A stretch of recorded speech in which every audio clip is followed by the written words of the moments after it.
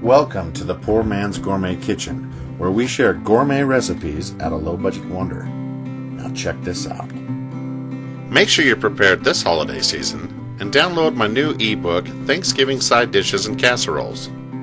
Then cruise on over to Google Play and download the free Poor Man's Gourmet Kitchen app. There are currently over 300 recipes with the exact ingredients and a video tutorial for each one. Now here on the stove I've got a very large pot with some water in the bottom. I'm going to add some apple cider vinegar,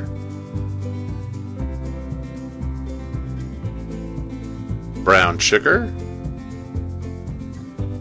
salt, black pepper, cinnamon, ground clove, and here on a plate I've got some orange peel, garlic, rosemary, and some bay leaves. I'm going to add all of this as well. Then come back and give it a good stir. And once everything is mixed in real well, we're going to go ahead and bring this up to a boil. In the meantime, we can get to work on our turkey.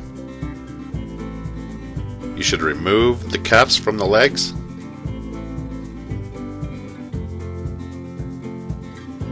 Then reach inside and pull out the neck. And you might want to use this for a stock to help prepare your gravy. So just set that aside. Then if you lift here on the cuffs, you can pour out and drip the rest of the blood from the cavity of the bird. And you'll see here that the rest of the giblets are hanging out. These are also good to boil with the stock for gravy, so don't throw them out either.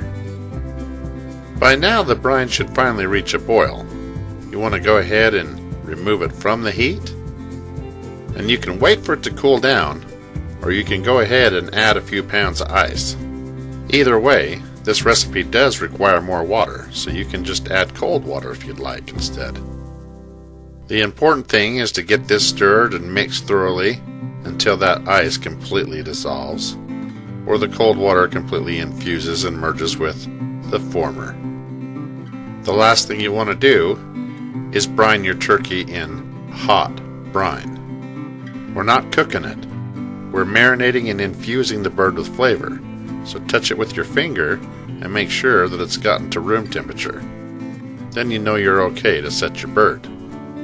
Now all you have to do is hoist the turkey upside down by the handle and go ahead and fully submerge the bird. It's going to want to float, so with a little pressure just push it under until it completely fills with brine. Then you want to flip it over to the front and have the breasts face down. The lower back and tail of the turkey doesn't have any meat in it, so it's going to be okay that sticks out and protrudes just a little bit. Now go ahead and get you a lid, get it covered up, and refrigerate for 48 hours. Don't forget to subscribe and like this video. Now for some reason, when you hoist the bird out, it always feels a little bit heavier. I'm going to go ahead and just let it drip dry for a bit, then go ahead and lay it down in a pan. The brine at this point is completely useless. You don't want to reuse it, so go ahead and pour it out. It isn't wasteful because those ingredients were measured out for one turkey, not two. There won't be enough flavor left in there for a second bird.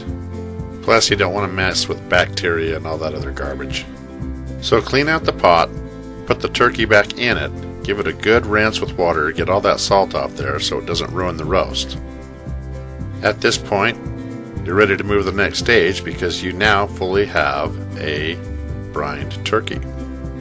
But if you want to see how I roast my turkey and make my gravy, you're going to have to wait till next video because that video recipe is up next.